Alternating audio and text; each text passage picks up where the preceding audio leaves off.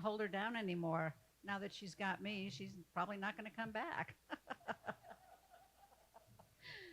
Anyway, I want to say hello and welcome all our guests and our beloved veterans. This is really what we're celebrating. We want to welcome you all and honor you. We salute you for your service. Could I ask the veterans to stand? Wow.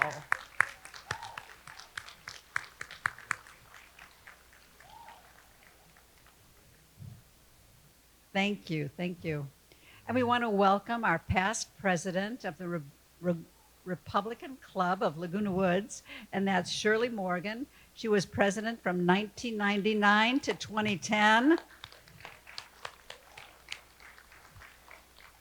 And she's still working very hard to produce our newsletters, our flyers, I should say, and our bi-monthly newsletters. She's just amazing, and she's a real driver. I have to get those pictures and information to her, and she won't leave me alone until it's done. So thank you, Shirley, for doing such a great job. We appreciate you.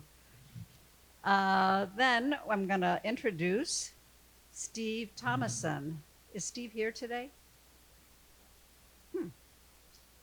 All right, then. Alan Clark will lead us in our invocation, and we'll go from there. I think he'll just do the pledge also right after the invocation. So, Alan, please come to the front. Thank you.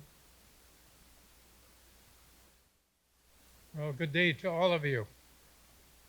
300 years ago, people in this land were brutalized by the ruling power and control of their lives. Many individuals became embittered by this tyranny. The beginning of our great nation was beginning. Thankfully to the many leaders who began and the others who followed in their great growth of the United States of America, from President George Washington, Abraham Lincoln, Dwight D. Eisenhower, Ronald Reagan, and Donald Trump. These men prioritized over our beloved country. Many terrors have besieged our nation. We are now in this desperate situation where we are deeply divided and terror is in our government. From local cities, counties, states, and sad decline of our federal government. And all too many people with the right to vote are suspended by stupidity and support the very people who are now destroying the United States. Let us now turn to God. Please prepare yourselves. Lord, you had formed this world, your world, from dust. You have guided those who would listen to your word. You speak to all of us, but far too many refuse to listen. So we who are gathered here today ask for your guidance and blessing. Please bring back in control of our once great nation those who love this country as we do. I think that you blessed us with great leaders such as President Trump. Those who are not blind from the truth can see the travesty which is being placed on him as well as on us. Lord, please take out the power of George Soros, Joe Biden, Kamala Harris, Gavin Newsom, and all the destructive people who are destroying the United States of America. In Jesus Christ's precious name I pray. Amen. Please now follow me in pledge of allegiance.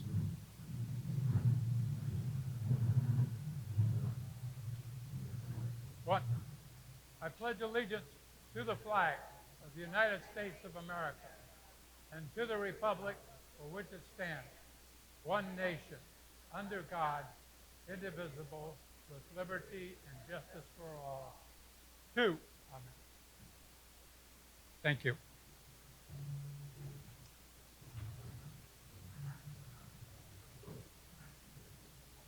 Thank you, Alan.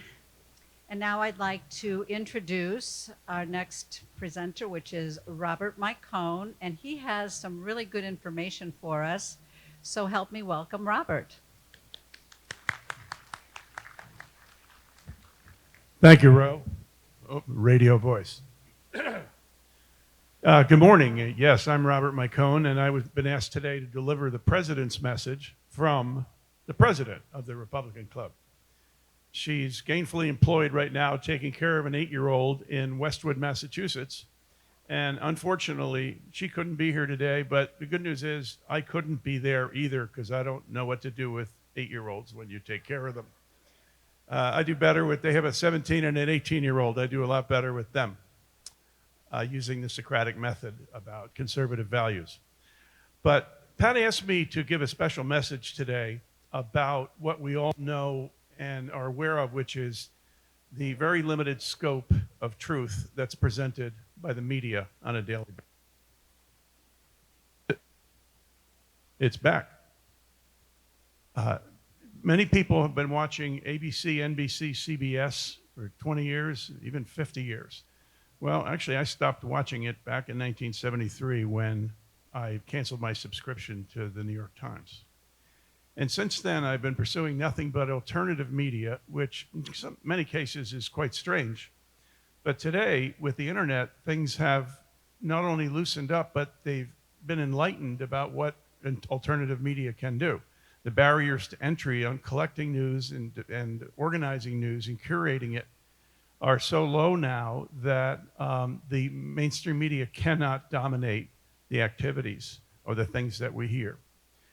So the goal is that each one of us would become better citizens. The goal of the Republican Party is each one of us would learn more about how to articulate our value proposition, and additionally, how to relate to our friends and family when you're trying to recruit new voters, et cetera.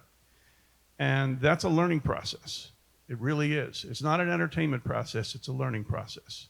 There's vocabulary and phrases, things like that, what we all hear in news snippets, but you have to be able to put those things in context. So Pat asked me to describe the top 5 alternative media that we could be listening to, and I would say should be listening to.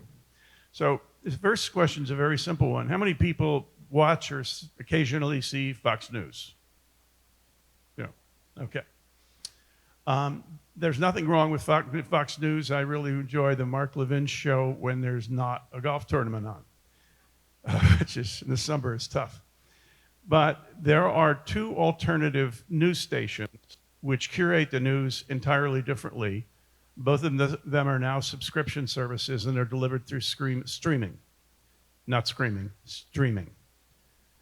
One is called Newsmax, which used to be free. People familiar? Who's seen Newsmax? Okay, good number there. And the new one, and the most truthful of all of them, is one called One America News out of San Diego. Who watches One America News? Very few hands. Who has $3.99 a month? Does everybody have $3.99 a month? That's it. You pay for this lunch 8 times over with the subscription to One America News.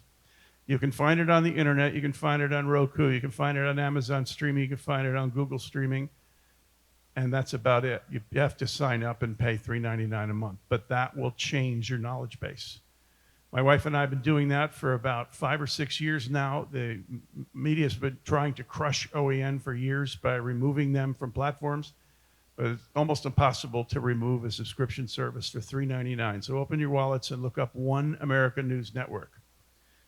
Another thing is late night. I used to watch, who watched Johnny Carson 20, 30 years ago, right? Was Johnny Carson never really spent any time picking on politicians other than he picked on both sides equally. And many people to this day do not know what his proclivities were, whether he was a Democrat or Republican or whatever. But in fact, the late night comedy scene has deteriorated severely, and it's not even funny anymore. Well, there's a comedy show it's not on late night, it's actually on at 10 in the morning, called Louder with Crowder, which is hosted by a man named Steven Crowder. Steven Crowder's been on, he worked at Fox News 20 years ago. He now has millions of subscribers, and it is the largest comedy show on a subscription service. How many people in the room subscribe to Steven Crowder? 2? Do I see 2? 2. That just means we have a better sense of humor than the rest of the crowd. That's about it. Because we value comedy, and comedy, conservative values brought to the fore through comedy, they stick better in our brains. And the last one, which may be more important in some degrees and less important in the other, is an alternative network called Daily Wire. Does everybody, who subscribes to Daily Wire? Raise your hand if you do. 1, 2. See, look at 2 or 3 maybe. Daily Wire has a budget now of about $300 million a year to promote conservative values. It's headed up by a man named Jeremy Boring, who's a convert from the Hollywood elite. And the face of it is a man named Ben Shapiro, who does a daily commentary on the news, which is very good. Well-researched, brilliant man. I've been following him for 20 years. But there's another man that does 3 headlines a day, and his name is Matt Walsh. Who listens to Matt Walsh?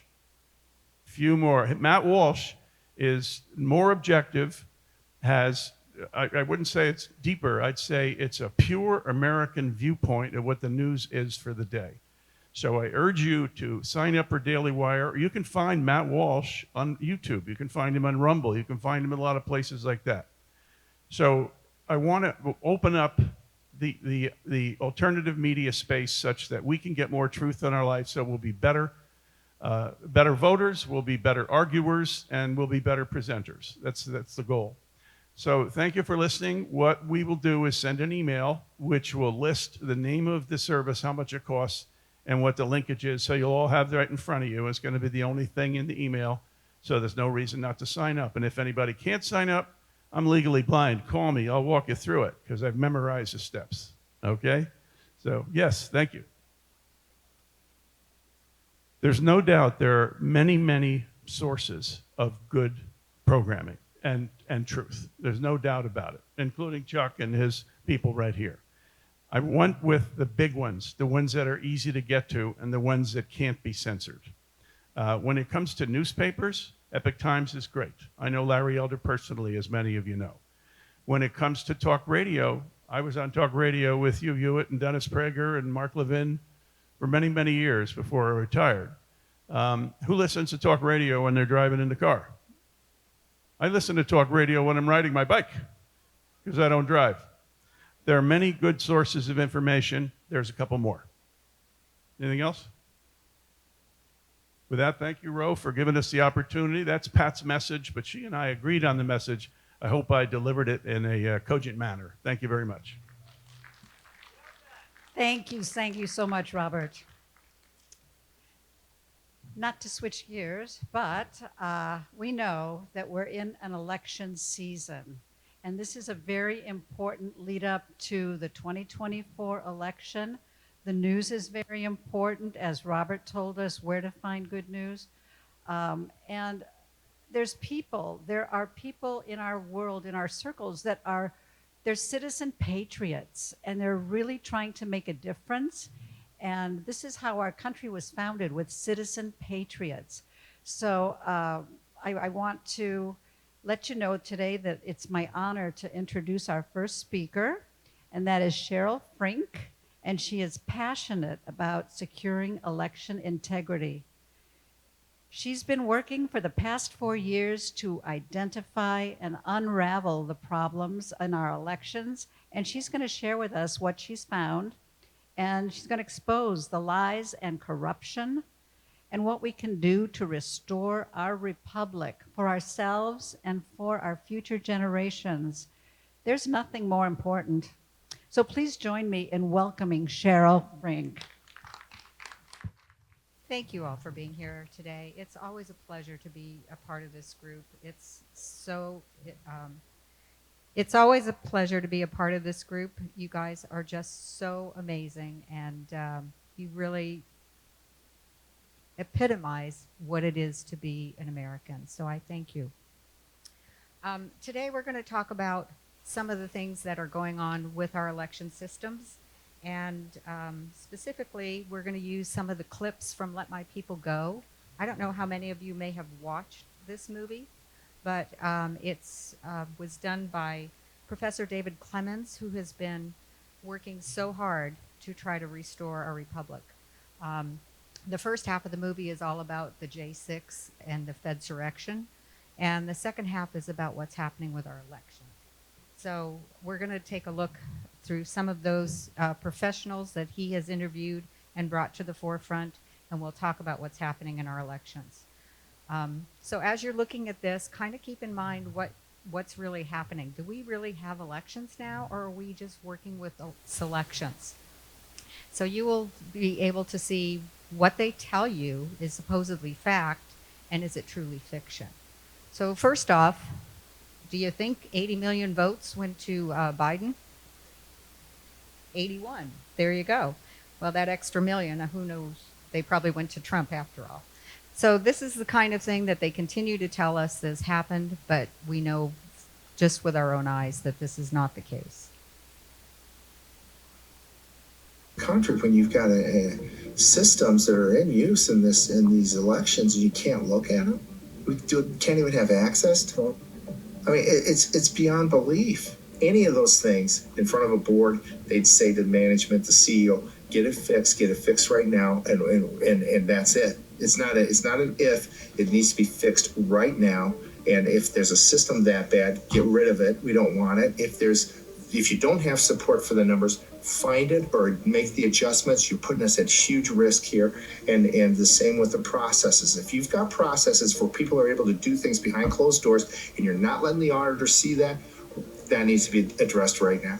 Who's going to be fired? That's the way it is. And so when you compare that to this election of 2020, absolutely, it was stolen because it never should have been certified. Now that was Joe Hoft. He is a forensic auditor.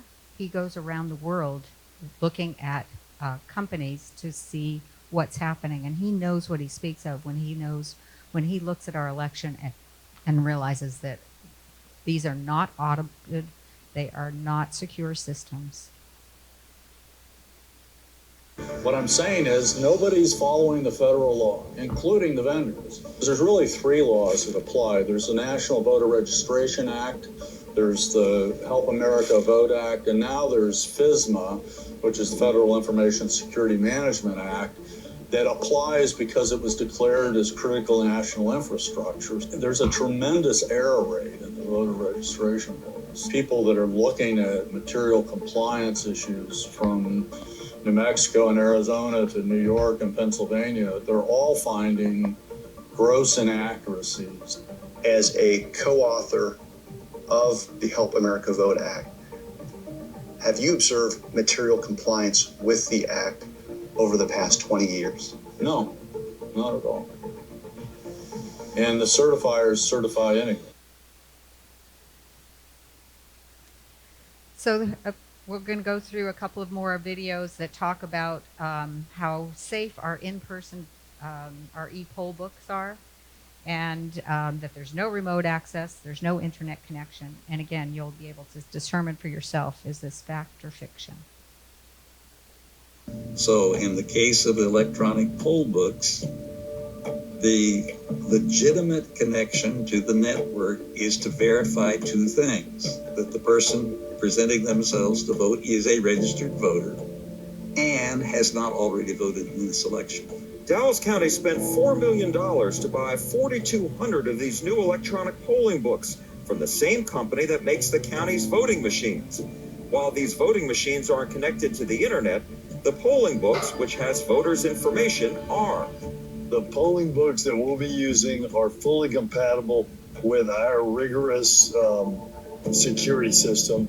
What we saw in Dallas was that about 15 minutes before the polls closed, there was no one in line, and the count of people who had checked in started increasing. It just jumped again. All the numbers are jumping. Sitting here, we're doing nothing, and our numbers just going. The last time I was like, I'm And the worker noticed that said, "Hey, what's going on here? The number's going up, and we haven't checked in any more voters." I'm now at 817. I'm at 1,089 now. There was a command coming into that poll book to say, check in this voter.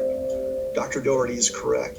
Experts are finding dedicated modems that directly connect with the e-poll books to relay real-time data. It's not just Dallas where e-poll books are being taken over remotely. During a Georgia Senate investigative hearing, a poll worker describes how her poll book was taken over by Dominion Voting. I understood that the voting system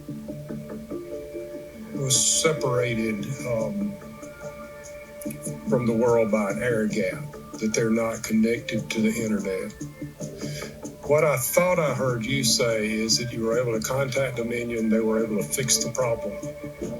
That indicates to me that somehow they're able to communicate with the device that you have. Yes, sir, they were. And I had to give them permission to take over my pole pad so that they could reprogram it. CISA teamed with states across the country to implement connectivity to AT&T's FirstNet network. Curiously, just after rampant fraud in Georgia's elections was exposed, AT&T's central office in Nashville, which served the region, was destroyed in a Christmas Day bombing. Finally, if you have a voting convenience center, by law, it has to be hooked to the internet. This is why we are so adamant to go back to our paper poll books, which we've always had. You voted in your own precinct, your own neighborhood, and there was no way that electronically anyone else could get into that system and say whether or not they're going to put in new voters or vote on your behalf before you even showed up to vote. So these are the kinds of things that we are working very diligently on. And when they're talking about Dominion, it goes across the board, whether we have HART machines, HART InterCivic, all of the mechanisms are exactly the same. So whether they talk about ES&S, HART InterCivic, or Dominion, it's all the same. All the parts are made in China. They're all, connected the same way. And we also work with CISA. We've made contracts with CISA, who, in the efforts supposedly to make sure that we can get to voting and results faster, but we all know how that works. India just did a vote with 2 billion people, and they had the same results the next day, and everybody voted in person for one day. So these are the kinds of things that we can do also, and it's ridiculous when they tell us we can't do it. Wireless chipset / modem does the hardware hit? We support a variety. Verizon, AT&T, or Sprint, assuming all? Yeah, all networks. Currently in Chicago and Cook County, we work with Verizon to secure that network. Voting machines are not connected to the internet. This is something that you hear all the time in the U.S. from election officials. Unfortunately, it's not actually true. And many new voting machines come with 4G wireless modems so that they can be connected to the internet from the polling place in order to upload the results fast. So we're going to see what the scanners are able to do and how they are infiltrating our elections and our voice as well. There were many problems discovered during the Maricopa audit. So in the first place, the Senate subpoenaed the ballots, and the Board of Supervisors delayed 5 months before they delivered the ballots. Out of 1,600 something boxes, all but about 50, the seals were missing or had been broken. There was no chain of custody on them. Dominion has a very specific requirement for ballot paper to be used in a Dominion scanner. So we're talking about something that's 4 or 5 times thicker than an ordinary sheet of paper. It has to be manufactured by the Roland Paper Company in Canada, and it has to have an infrared fluorescent watermark on it. Inside the scanner, there's an infrared light and a detector to make sure that the ballot that's been inserted is not counterfeit. But when the citizen auditors actually got to look at the ballots, they found 9 or 10 different kinds of paper, most of which came from Staples and Office Max.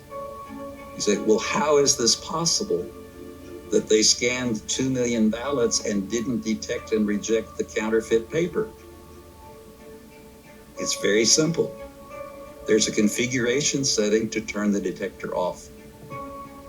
So basically, The machine was set not to check whether the paper being inserted was counterfeit paper.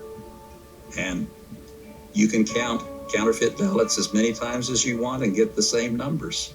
But that doesn't mean that they were legitimate ballots, because they weren't. Acceptance of counterfeit ballots wasn't just relegated to Dominion tabulators in Arizona. In Alabama, a citizen went across the street and printed a ballot image on notebook paper. The machine accepted and tabulated the votes on every single ballot. So in other words, you can make You can make 500 copies. copies of one ballot Yes. and send them through. Just send them through. So this is why we need to be watching. Yes.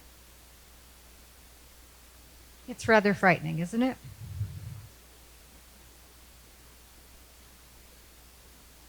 In these tabulators also exists a printer. So while you're scanning, if you happen to have empty ovals, the machine can fill out your ballot. Now you notice that some things are circled, but if you just look at the image on a screen, you can't tell that there's anything wrong here. But when we put our fingers on this physical ballot, we notice a couple things. That these two ballot ovals were filled out by the machine. And the only reason why we caught this is that when you use a ballpoint pen, you could feel the indentations. Now, isn't it curious that every rhino, Democrat, and election worker says, don't use a ballpoint pen, use a felt tip pen. Make sure that you use black ink only. And why are they saying that? Because that's what's in the cartridge. And if you use blue ink on a ballpoint pen, you'll be able to see the difference. Here, during one of 8 county audits, Aaron confronts an election administrator with ballot after ballot being filled out by machine and hand. So here's 7 more. The administrator would do nothing with the evidence presented. Most nice. I think we need to stop. I think you need to. That I think you need to do your job. This is the same woman that's been just recently caught having accepted so much dark money in her elections. So these are the people that are working against our republic. So going forward, secure systems, impossible to change votes, and accuracy testing. Again, these are more facts that they try to show us, and we'll see why this isn't true. State vulnerability expert Jeff Lindbergh, who had top national security clearances at Sandia Labs over a 31-year career, was called to inspect both Dominion and ES&S machines in Michigan after 7,000 votes belonging to Trump were awarded to Biden. Here's what he had to say. Our team documented in interim external access to the EMS by an anonymous user, okay, with no credentials. That means they had full access to all of that software that was on. If they want to download that software, figure out how to subvert it, get back in, make changes, they can do anything they want to. This system was subverted. And the reason is that these indices that shifted had the effect of Biden's votes being thrown away, Trump's totals being awarded to Biden, and Jorgensen's totals being awarded to Trump. After gaining access to a forensic image of the Dominion election management system in Mesa County, Colorado, IT experts demonstrate how easy it is to switch tens of thousands of votes from Trump to Biden in seconds by simply changing the index number next to each candidate's name. This is a backdoor utility called SQL Server Management Studio that is actually installed on the image of the voting system. So is it certified? It is not on the list of certified software. What I'm going to do first, I'm just going to pull up the presidential results in Mesa County for that election. And here they are. You can see Biden has 31,000, Trump has 56,000. Okay. So I'm going to come up here now, and I'm going to make a quick change. Change that. You change that to a 2. Yep. I'm changing Trump to a 1. Okay. And then I'm going to come up here and I'm going to rerun it. Report. And there you go. Biden, 56,000, Trump, 31,000. So I just flipped the results of the election using a tool that's actually built in to the voting system. And what I did is not even logged. There's no trace of what I just did now. For some reason, the logging of activities by a user that has the password are not retained. In Pennsylvania on live TV, Trump had 1,690,589 votes, while Biden had 1,252,537 votes. The time was approximately 11:08 Eastern Standard Time. The next interval report shows Trump's votes decreasing to 1,670,631, and Biden's votes increasing to 1,272,495. The time is approximately 11:09 p.m. Live on CNN, exactly 19,958 votes were switched from Trump to Biden. This means Trump lost 39,916 votes. During the 2021 election in California, 351,000 votes in favor of recalling Governor Gavin Newsom were deleted live on air. So again, between having a somebody in the White House that's questionable, we also have our own governor that's very questionable. That's not news to most of us. In 99% of the cases, I'm sure, they're created by the third party, the voting machine company. They're designer software, they send them the information, they create the ballots, they create the election files, they're actually encrypted. That then is handed to the county. All the county does is burn those files onto the media that's taken to the tabulators. They're just passing it through. So in general terms, the clerks are potentially, we'll call it loading the gun, the murder weapon, and not knowing it. Chuck is going to give you a lot of information that goes deep into this just here in Orange County. So you will be getting to see some of the things that are happening here in our own roles. And it's not necessarily the ROV that has any knowledge of it, but yet they don't ask any questions either. So with our cast vote summaries, these patterns of how the data is talked about, how our elections come through, you're going to see a lot of what happens when the rule of large numbers is not feasible. One of the most vital election records to analyze in determining whether systemic election fraud is present is called a cast vote record summary. Experts will study the record to see if the sequence of votes being cast by voters reflects a natural pattern, and whether it adheres to the law of large numbers. The law of large numbers governs scientific polling and many quality control practices. Maricopa County has over 2 million registered voters.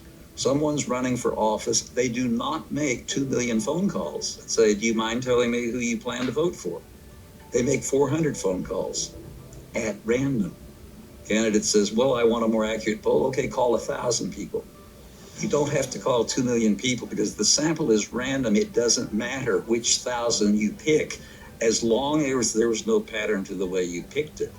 One of the citizen auditors gave an interview and she said the box of ballots that I went through to inspect was 7 Biden, 1 Trump, 7 Biden, 1 Trump, 7 Biden, 1 Trump, 7 Biden, 1 Trump.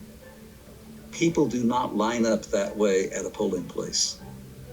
Transfer that concept to elections. An election is a poll. The ballot that you're marking shows your preference for a certain candidate. So you would expect to see within the CVR the same phenomena that you see in polling, which is some variability in the beginning and then a flat line. Instead, what we're finding is a spike for a predetermined candidate and a linear drive towards a predetermined set point. And I looked at the curve and I said, that's a PID controller. So what's a PID controller?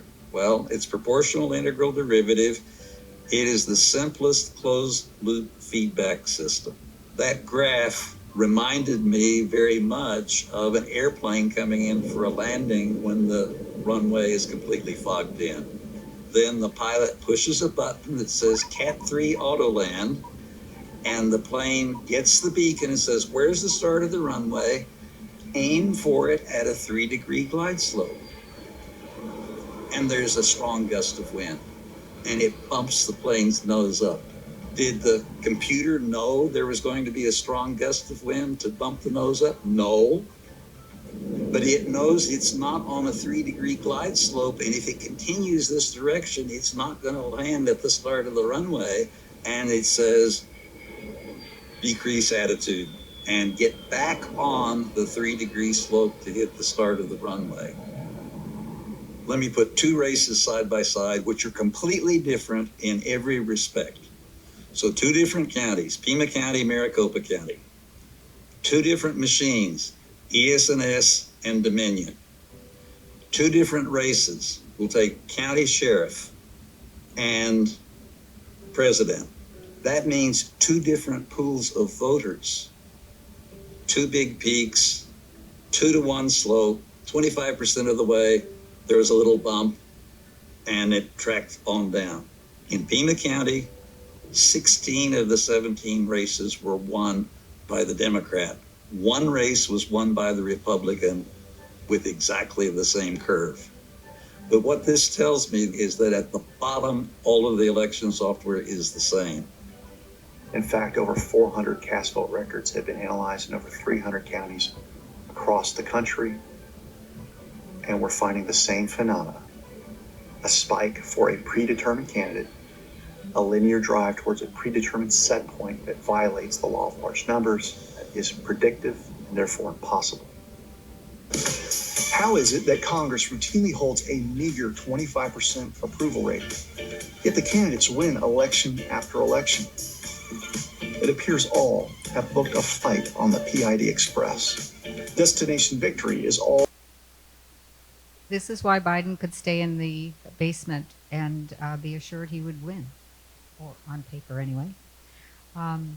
You will find too in Orange County, we've done a lot of research on some of the recent races. This PID graph is consistent with what you've just seen.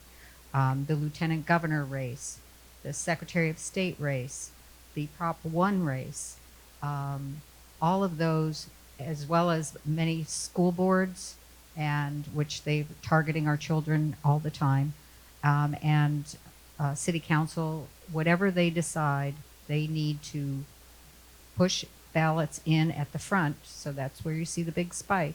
They've preloaded, whether it's in the scanner, the V drive, or whether it's just they just dump all kinds of ballots in from all over, whether it's from nonprofits that have collected all these ballots or NGOs.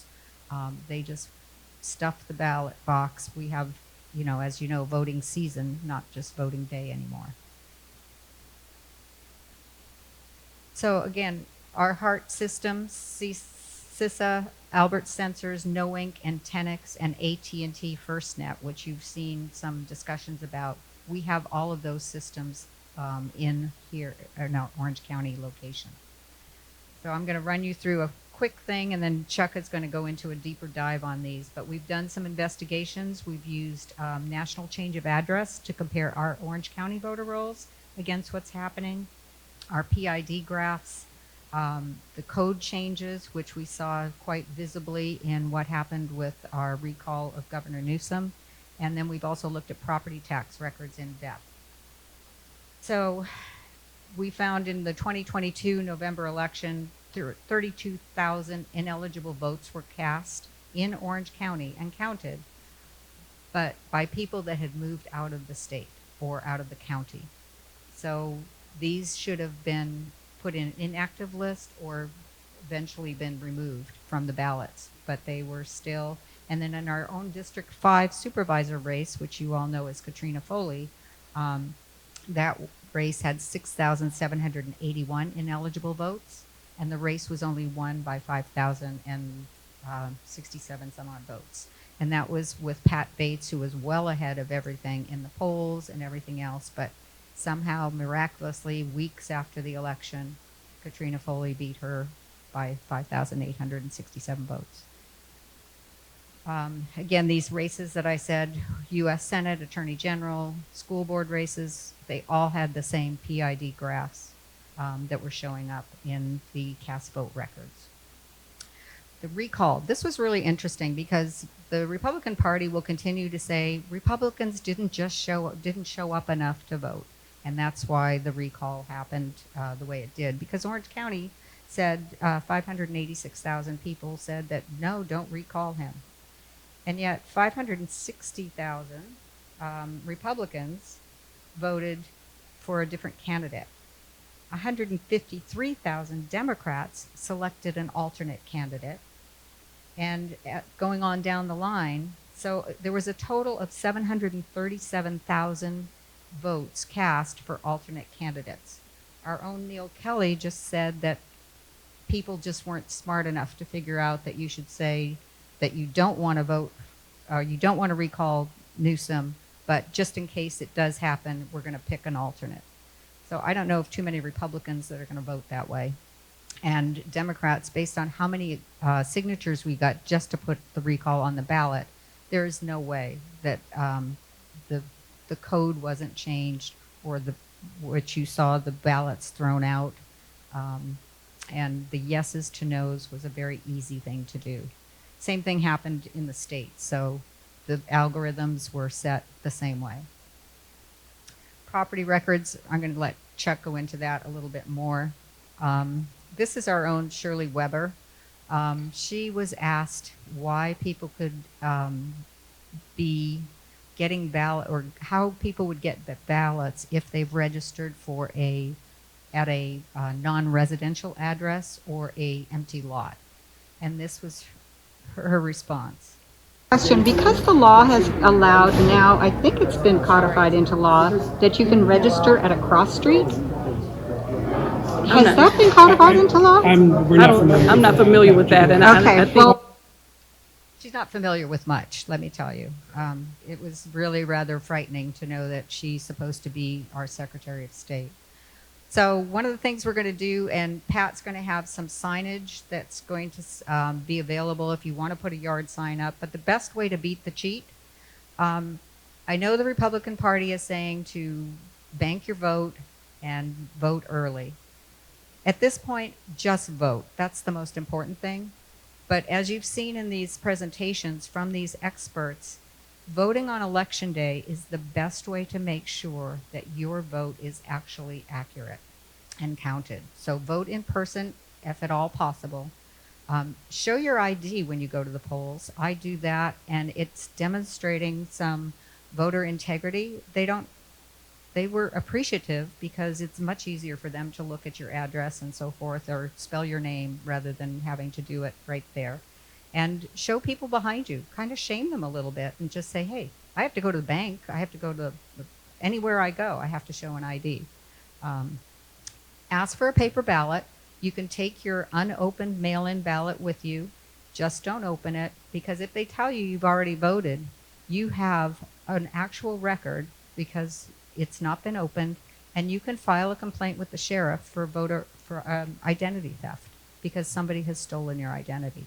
And that's kind of the key words that they will work with, as opposed to election fraud. For some reason, our sheriff doesn't feel that election fraud is under his control, and yet that is the problem with all the things that he's having to deal with right now with our crime and everything else. If we had current and real elections, some of these ridiculous policies that he's having to deal with wouldn't be available. And again, as you saw, use a ball pen, bring your own pen, use a blue ink pen, ballpoint pen with you. That's always helpful. And then some of the things you can do to take action. There's a great new, Trump has just put together a new group. It's called Trump Force 47.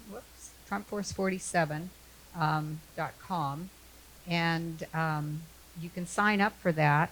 And there's ways of making sure that we're watching what they're doing and making our voices heard. So these are some of the things we hope you'll do, and I appreciate so much your attention to all of this. And just vote.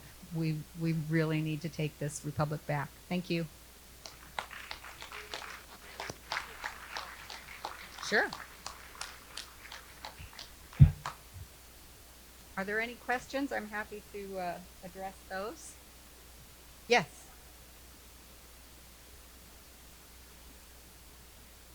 It's 47. I apologize. I'll make that correction. Thank you.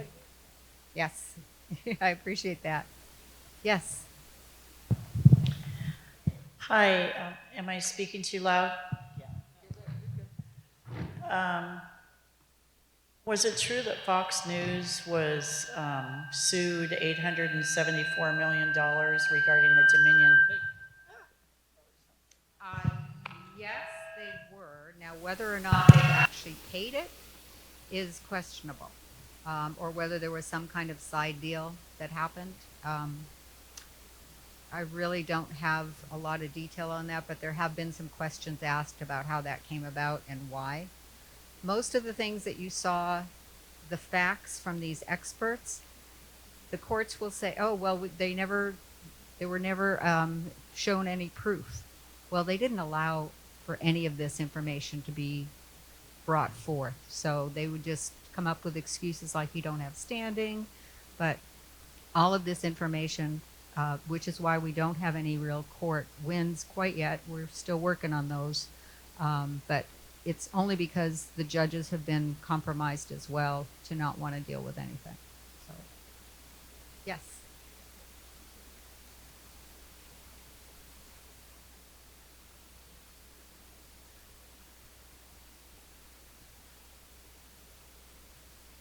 Here and what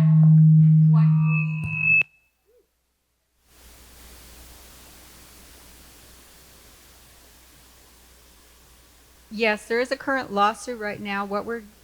The law specifically states that you should not have anything on our electric poll books. So there is a lawsuit that's been filed. The Board of Supervisors has gotten it, the DA, and currently we have 3 plaintiffs on that lawsuit stating that our election poll book should not be online. So currently, Lex Rex is the attorney that's dealing with that. I believe Alexander Haberbush has been here and spoken with you before. Anything you can do to help him. He's also working very diligently with Shasta County against the lawsuits there to try to bring all of those issues put together. Their Board of Supervisors is a lot more willing to deal with things than our own. So anytime you can make a donation to lexrex.org, I believe it is very helpful because most of what he does is pro bono, and it's very expensive to do these lawsuits. So anytime you can contribute to that, it's very, very helpful. And we'll keep you posted on what's happening with the lawsuit. They put it in a court situation for August.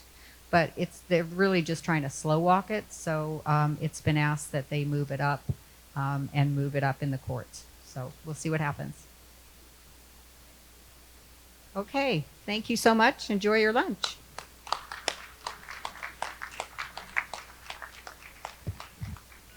Thank you, Cheryl. Very enlightening.